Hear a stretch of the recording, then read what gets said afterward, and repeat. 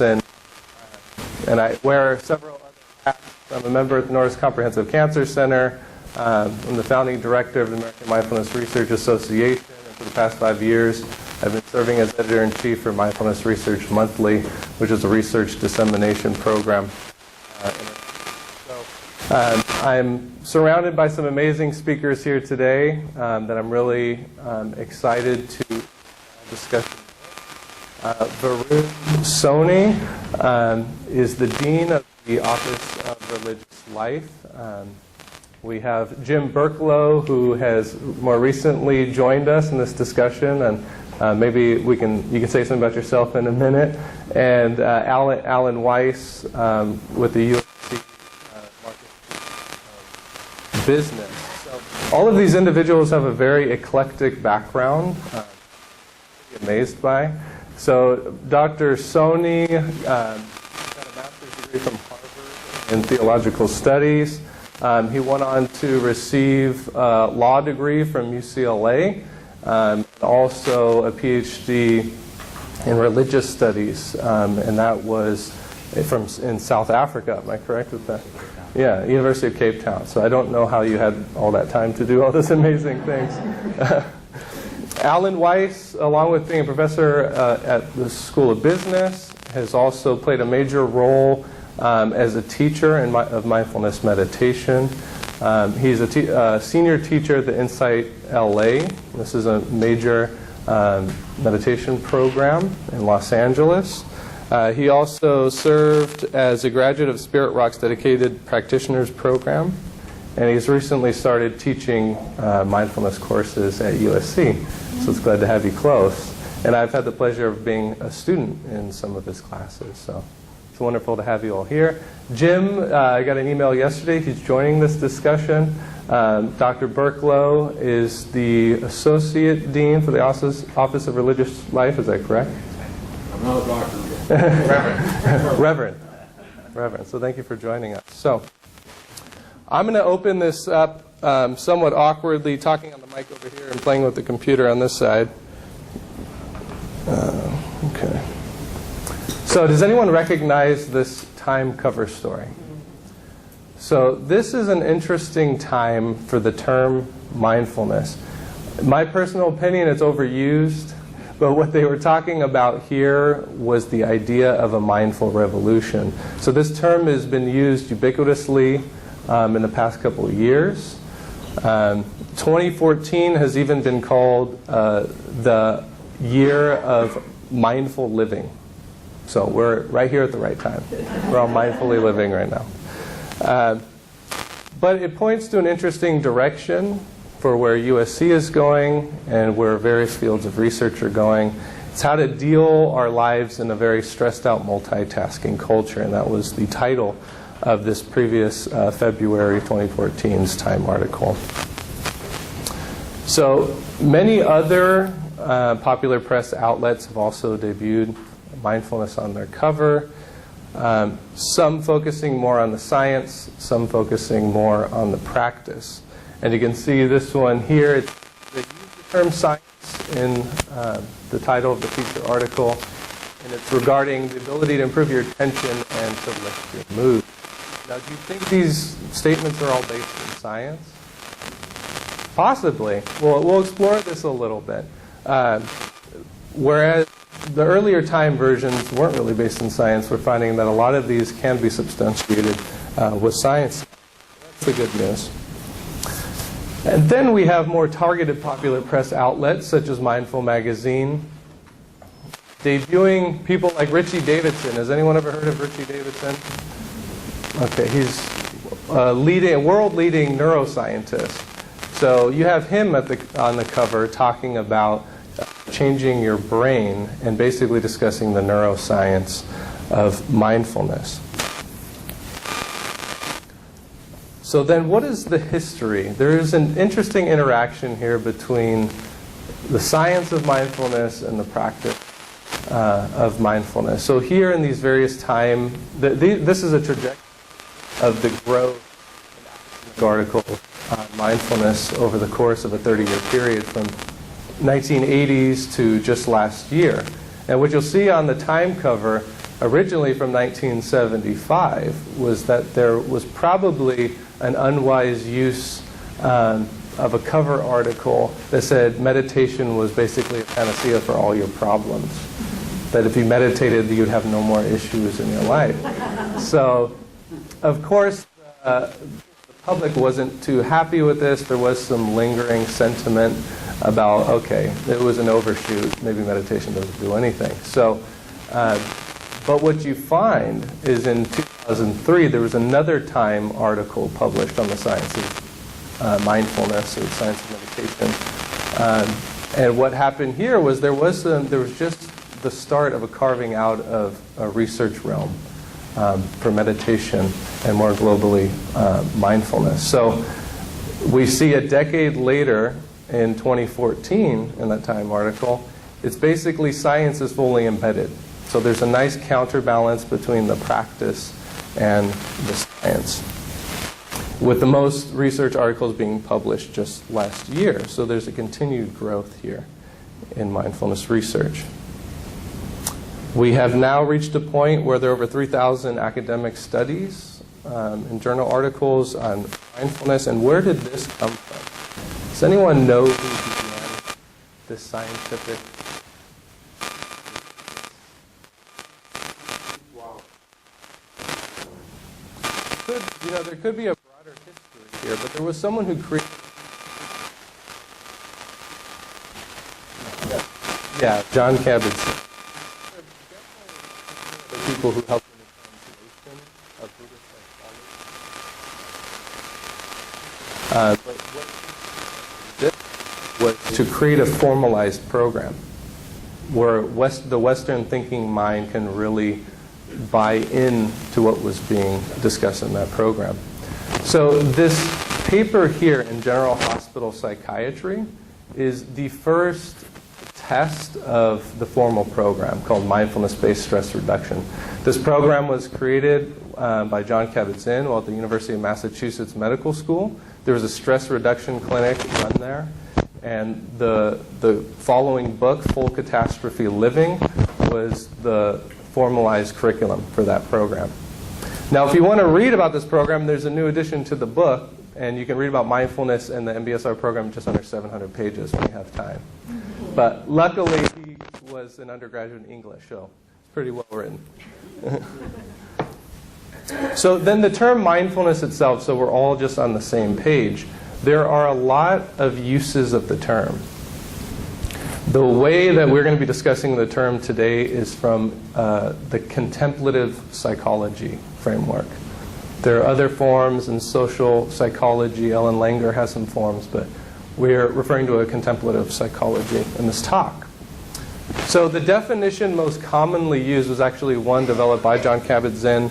It's an awareness that emerges through paying attention. And that's in a specific way. That's on purpose, in the present moment, and non-judgmentally. Now that seems pretty easy. It's like something simple that we can do, but if you tried it for more than 5 to 10 seconds, you find that it's a real challenge. So it definitely requires a disciplined practice to cultivate in day-to-day life, because that's what we're talking about, cultivating it in day-to-day life, not just doing it once and saying, oh, okay, I know what mindfulness is now. Let me move on and do something else. So it's really a practice to be embedded in daily life to develop wellness, not to just conceptually understand what the construct means. So good news, you can cultivate it. It can be developed. So you can be cultivated through various mind-body practices, specifically referred to as mindfulness meditation. There are other things that have been shown to improve or help cultivate the state. In the book, John Kabat-Zinn has other practices, such as the mindful body scan and hatha yoga practices that can also develop this. So there are a realm of practices that can help with this. But these practices are founded on a discerning mode of awareness. So during this cultivation stage, you're cultivating this awareness, and there's also an ethical framework of recognizing wholesome and unwholesome states of being. So this ethical framework, the word ethics shouldn't scare you here. It's the same non-harming approach that you would find doctors taking when they do the Hippocratic Oath, during their transition when they get their white coats. So it's that same ethical framework of non-harming, and it also goes beyond that. So I would just credit the people here who have helped develop this one line that took 12 months. So it's always hard to find agreement. So in terms of funding priorities, our National Institutes of Health has funded 60 or more projects of mindfulness meditation since 2012. It fits under the context of mind and body practices. So in the research realm, this is kind of how mindfulness meditation is on the national level of funding. The latest, there are many reviews that you can look at in terms of how mindfulness-based interventions hold up in clinical practice. But the latest one in JAMA Internal Medicine shows that in randomized clinical trials, mindfulness-based interventions show improvements on stress-related ailments like stress, depression, anxiety, and pain in clinical populations. So that's just to point out what happens in the medical realm, though there have been many other studies that have shown more community-based and general population benefits. So for the doctors in the room, we had a response to this, and I think this really is what mindfulness has to offer clinical medicine. It has a role in future medicine. It really puts day-to-day participation in health back in the hands of patients, because it really is a daily practice. So with that being said, that's the general introduction to mindfulness. I'd like to turn the talk over to Varun Soni. Thanks. Thanks, David. You're welcome. Good morning, everyone. I'm grateful for the opportunity to be here today and to tell you about a new USC initiative that we're going to launch in the fall called Mindfulness USC, which I think is appropriate for today's topic. But I just want to thank Hugh and Mark for having us here. We're big fans of the Institute. We're advocates. It's been amazing to see its growth over the last year. So thank you all for supporting this. We're really so grateful. So what I want to talk a little bit about today is this new initiative that we've been working on, but I want to do it through the lens of my own experience. How many people here have an interest in Buddhism? Okay. So that's how I came to mindfulness, through Buddhism. I was on the Antioch University study abroad program as a junior. Got a newborn at home, so I had a sleepless night. Talk about mindfulness practice. So I was an undergraduate studying religion. I went on the Antioch University Buddhist Studies program, which really focuses on Buddhist studies in a particular context. I lived in a Buddhist monastery in Bodh Gaya, which is the town where the Buddha was enlightened. I studied various contemplative Buddhist practices.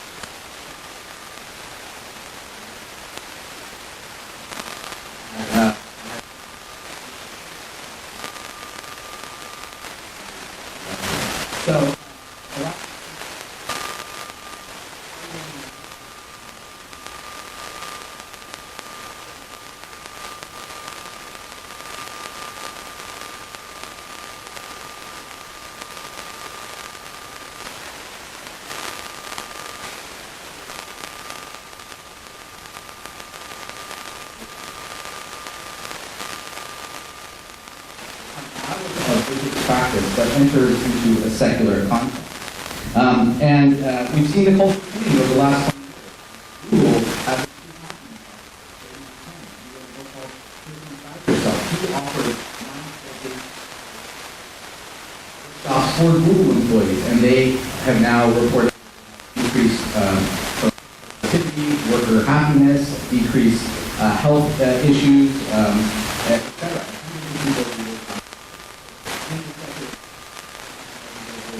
Corporate practice.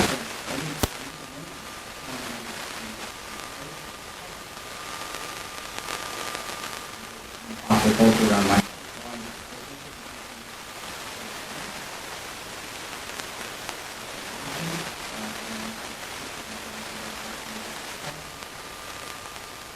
And so we can mindfulness has, and as we look around the landscape of American higher education, what we found was that there are at least mindfulness. The first is practice. There are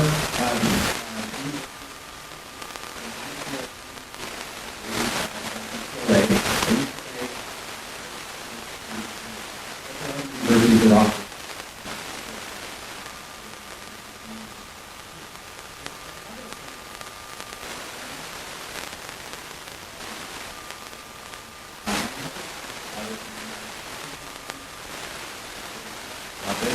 the idea that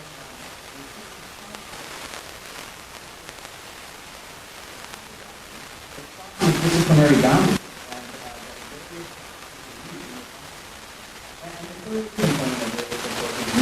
and we've got research that David does so well. That's the research that is facilitated by complementary and alternative medicine institutes like the IH that all around the country. And the advent of NIH funding for mindfulness-based mindfulness-based research, a more legitimacy within the research university context. So what we decided to do with our initiative, Mindful USC, is to do all three of these. I believe that we will be the first American university to have a comprehensive mindfulness initiative like this that really brings together teaching, research, and practice, that focuses on all three aspects, but also on the interplay between these three aspects. And we kind of launched it in a beta mode last year. With the research stuff, just the development of the Institute for Integrative Health, we realized that and folks like David really are in mindfulness practices.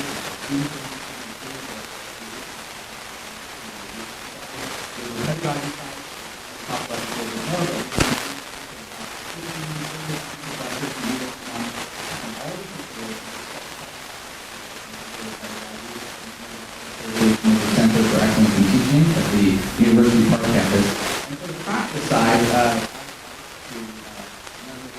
about Alan. He is longtime meditation teacher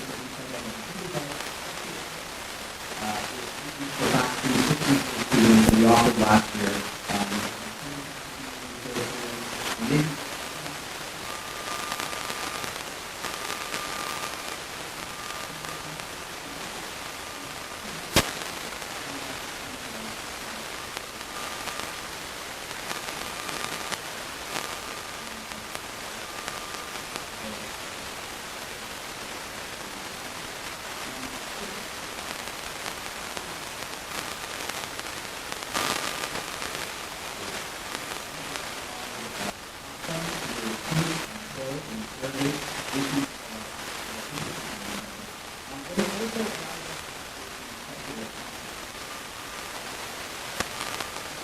We represent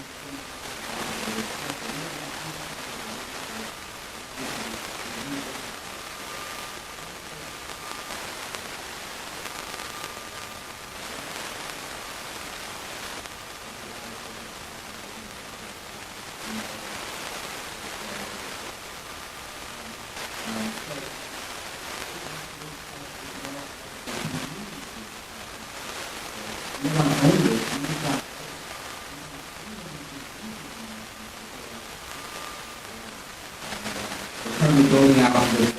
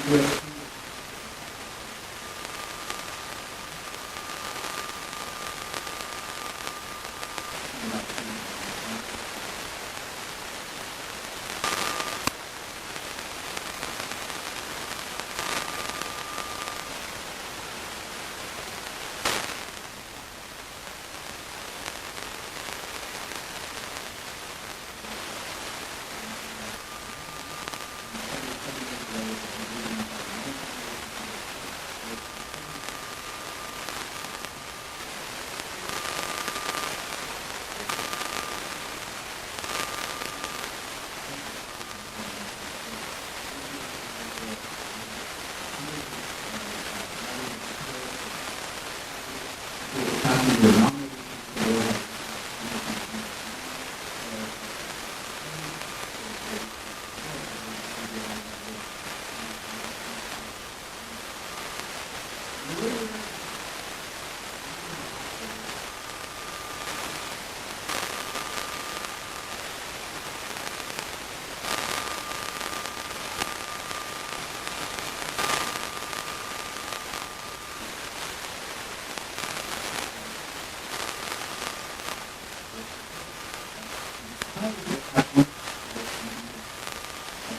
Level at a university-wide culture. And that's what we're trying to do here. We're trying to change the culture. And that's really difficult to do unless you have a multidisciplinary grassroots movement where people have ownership over what's going on. So we really want to have a number of brand ambassadors for this program. We have a series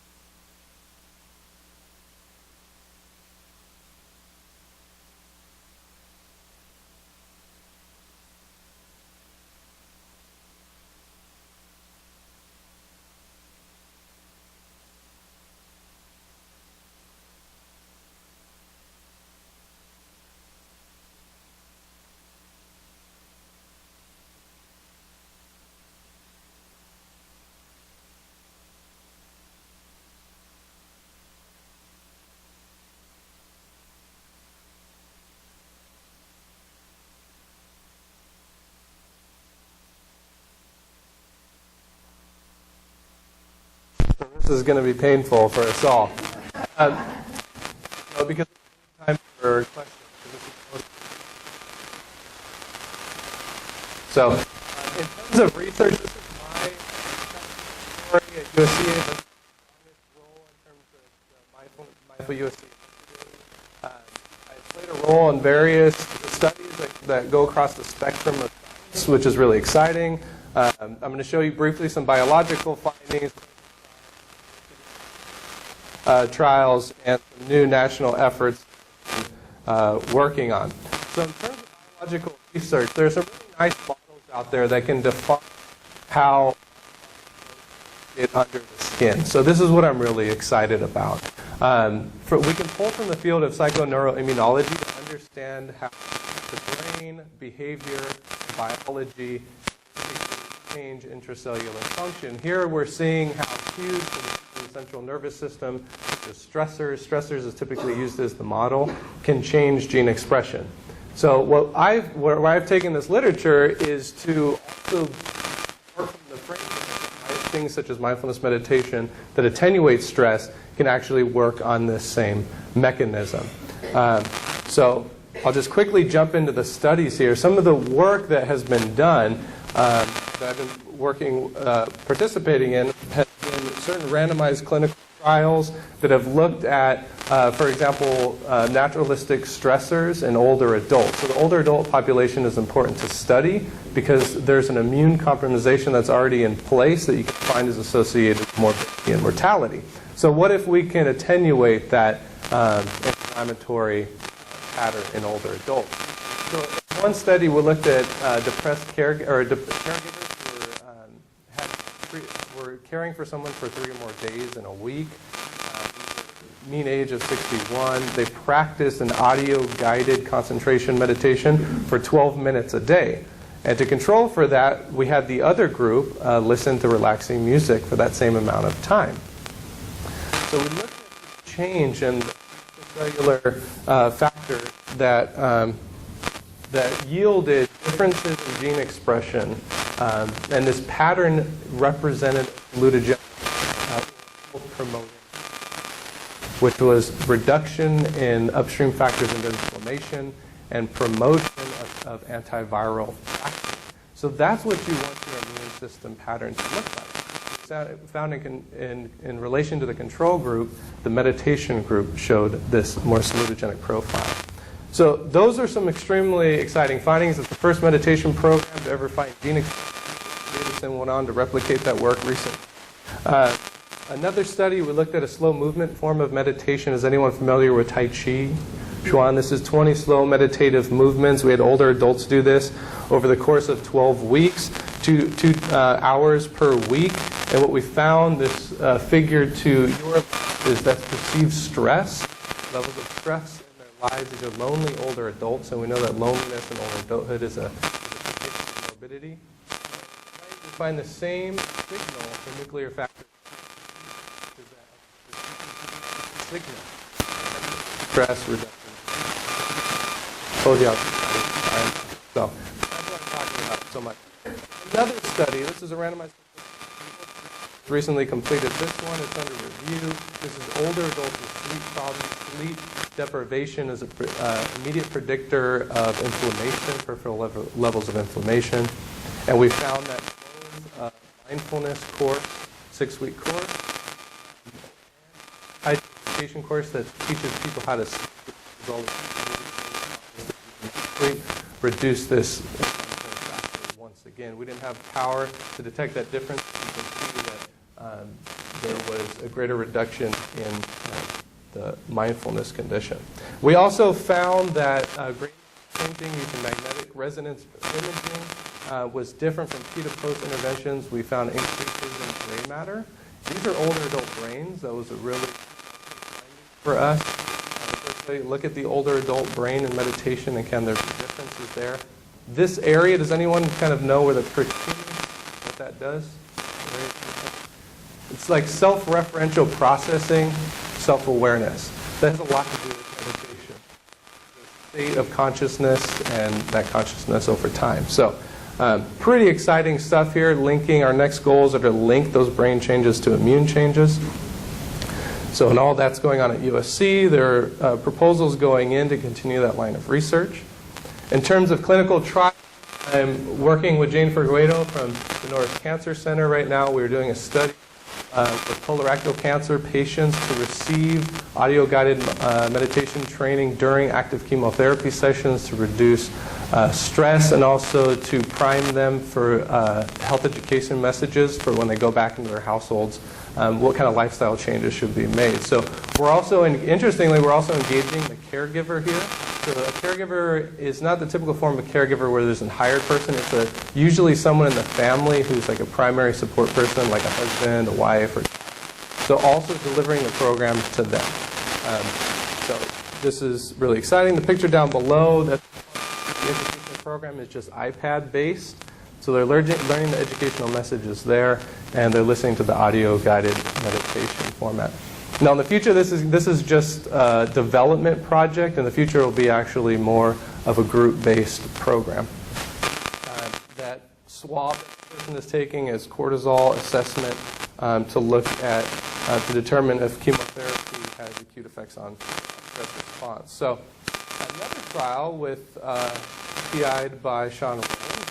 Hi, Sean.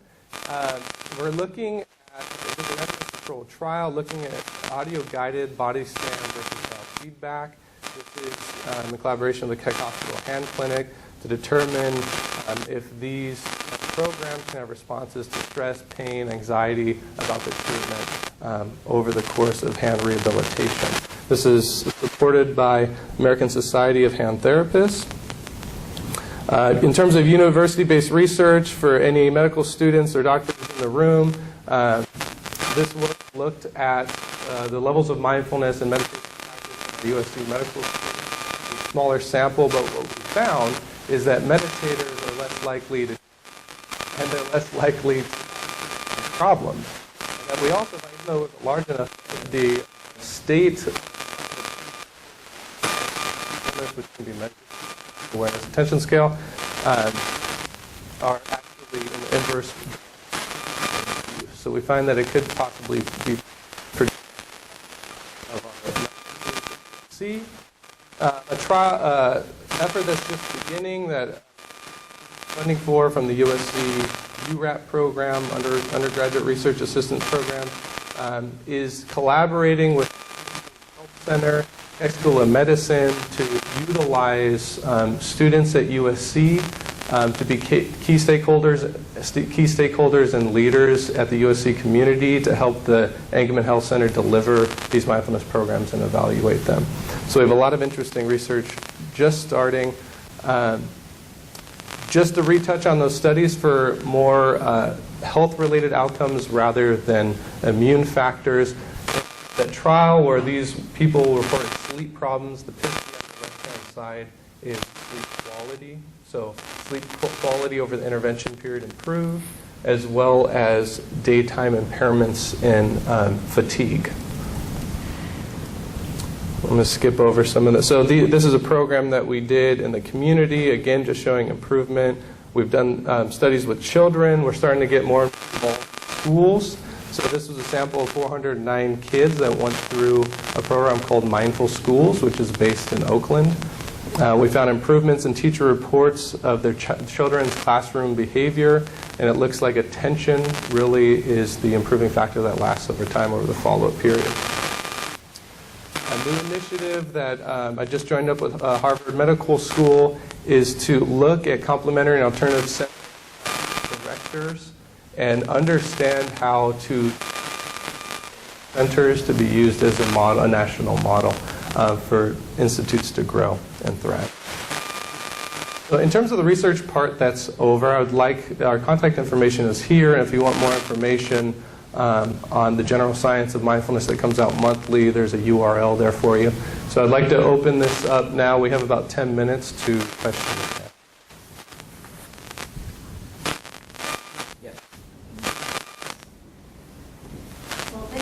So much for being here. So I've been to your program.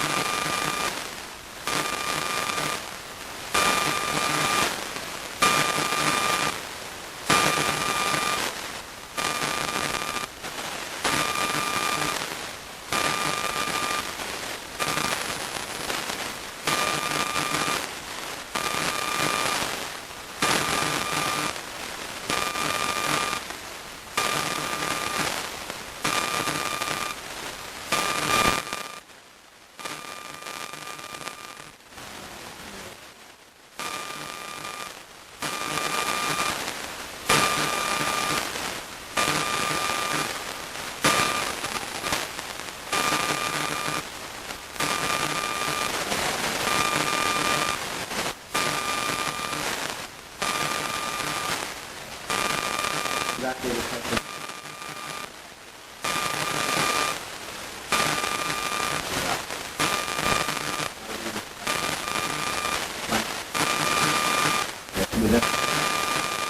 and how we really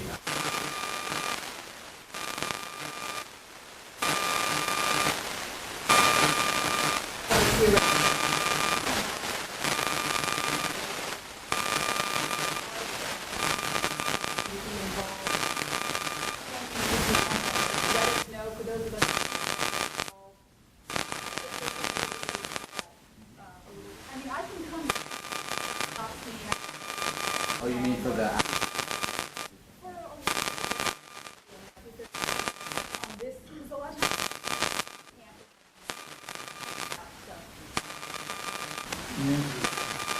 we'll have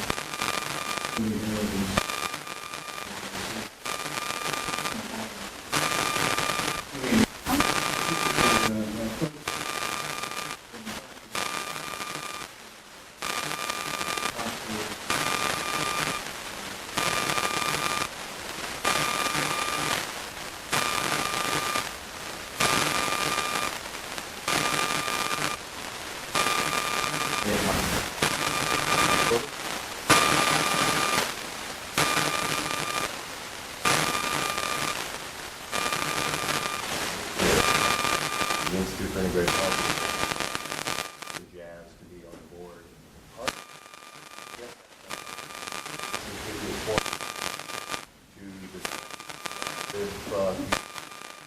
Specifically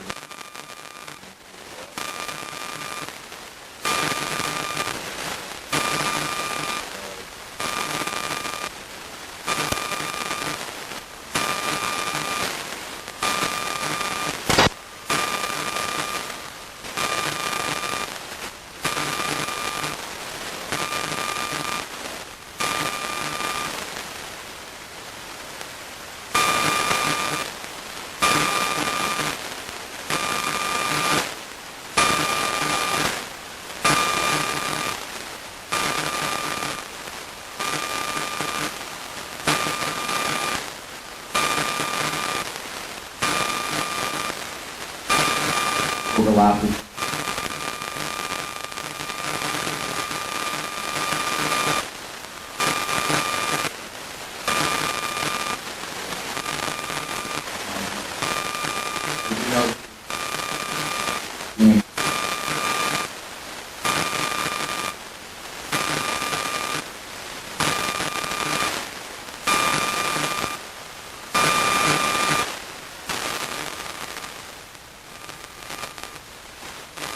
Yeah, just to add to what Varun was saying, I think that's the nice intersection there between the Institute for Integrative Health and Mindful USC is all the ongoing programs. If these build to an extent that research can really be worthwhile in terms of getting large samples and people participating in the research protocols during our Mindful USC programs, it's an awesome opportunity for IIH and Mindful USC. And that being said, any other IIH initiatives that can bridge, you do so much, Mark, with mind-body medicine. So, I mean, there's just a lot of opportunity, I think, for bridging these two programs.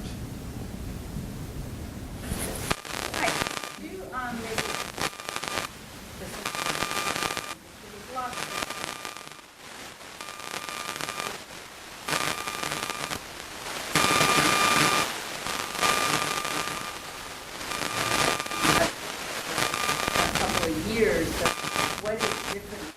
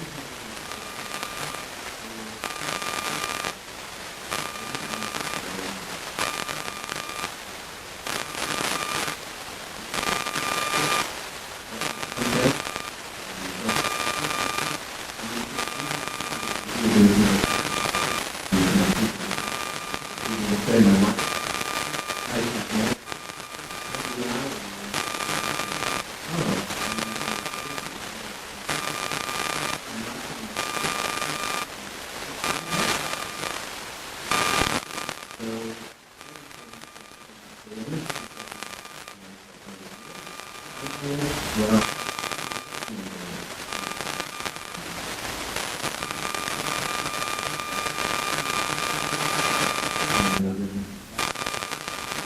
the way we use it is example in the non, but the drop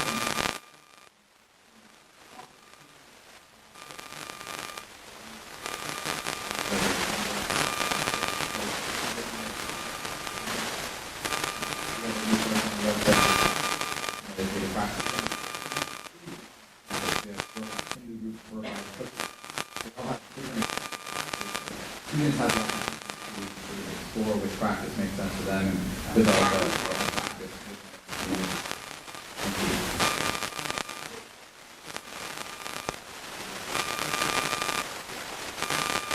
Yeah, oh, thank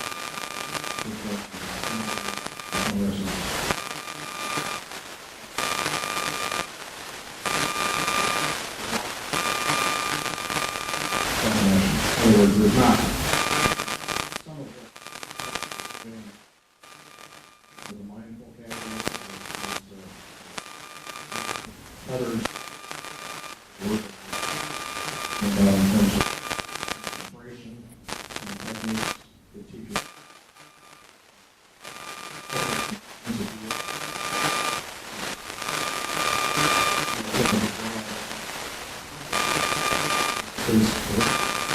can take all sorts of can be a lot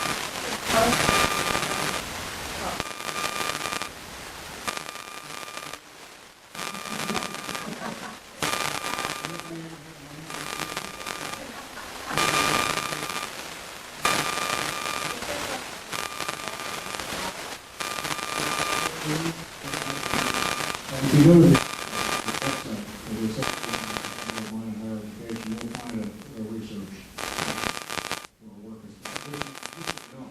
What we're doing a lot of clearinghouse,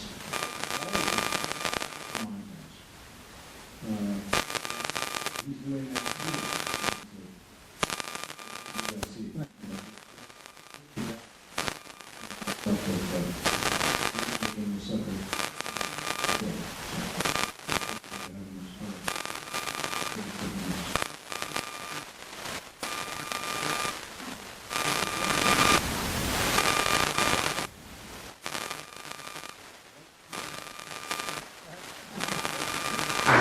Just one thought from Mark. So.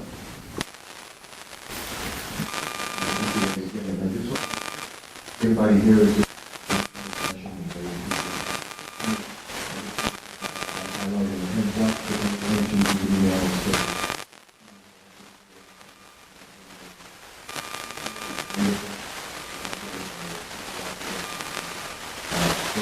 for the Osher Center for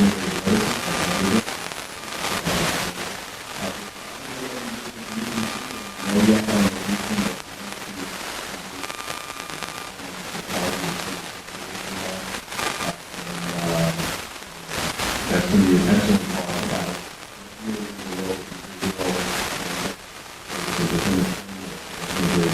Health Institute. So just wanted you to keep an eye out for that. If we don't have your meeting, I'll make sure you get it to queue. And I think that's on September 3rd, the first Wednesday in September. So we'll see you all there. Thank you very much.